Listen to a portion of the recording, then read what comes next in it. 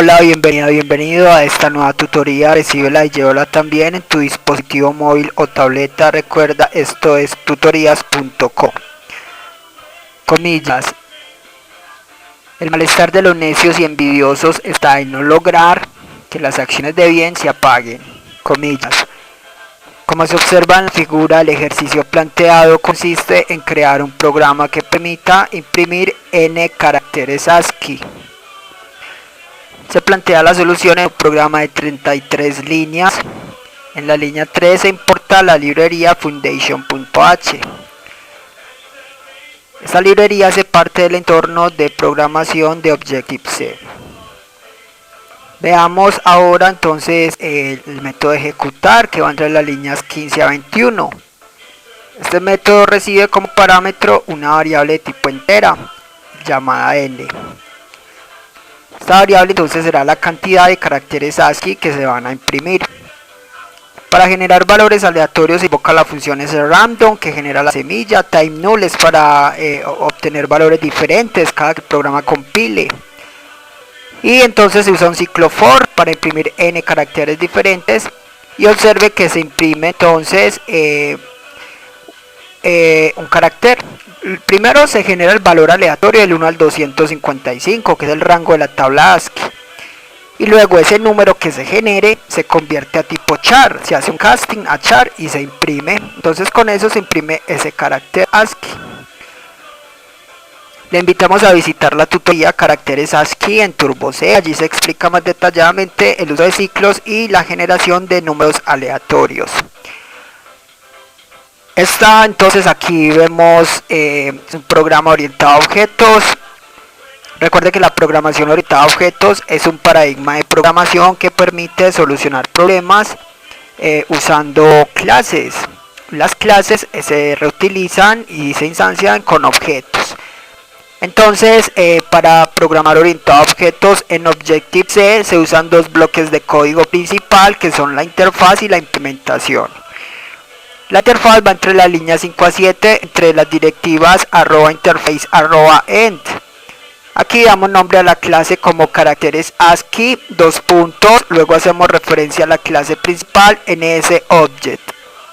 Aquí se declaran los atributos de esta clase, entonces vamos a declarar una variable C de tipo entero. Esta variable, por ser atributo, es una variable de instancia que puede ser accedida desde cualquier método de la implementación.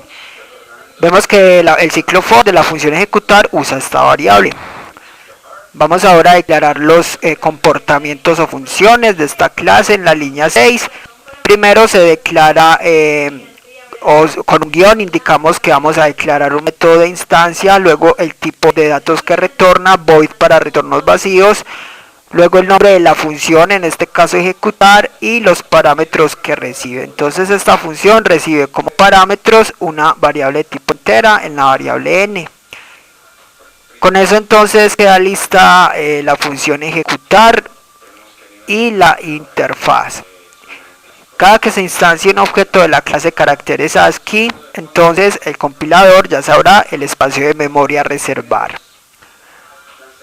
Veamos ahora la implementación que va entre las líneas 9 a 22. Ya sabe que en la implementación se programa la lógica de cada función declarada en la interfaz. En la implementación vemos el constructor líneas 10 a 14. Este método no es necesario declararlo en la interfaz a menos que se sobrescriba, o sea que reciba parámetros de entrada. Este método se encarga de inicializar las variables de instancia. En este caso no es necesario, ya que la variable C se usa en el ciclo for de la función ejecutar y allí se inicializa. Este método se invoca cuando se instancien objetos de la clase caracteres ASCII, o sea en la línea 29. Bien, entonces ya queda con esto lista la implementación y la interfaz de la clase caracteres ASCII. Para usar esta clase en otros archivos, entonces es más conveniente que se programe la interfaz en un archivo con extensión .h, la implementación en otro archivo con extensión .m y luego importarlos. De esa manera se evita copiar y pegar toda la clase en los distintos archivos. Bien, entonces vamos a usar esta clase Entonces vemos el main entre las líneas 24 a 33. Recuerde que el main es el método de inicio del programa. En el main obtenemos de entrada el valor de n. Este es entonces la cantidad de caracteres ASCII que se van a generar. Luego en la línea 29 se crea un puntero llamado BJ, un puntero a la clase caracteres ASCII. Este puntero apunta a un espacio de memoria de esta clase. Observe que se invoca el método alloc, que reserva memoria dinámica, y luego al método init, que es el constructor. De este modo, en memoria queda definida la estructura de un objeto de la clase caracteres ASCII. Ya se puede usar a partir de este puntero y manipular la clase. Entonces en la línea 30 simplemente será invocar la función ejecutar. Entre corchetes se nombra el puntero, se invoca la función y se envían los parámetros de entrada.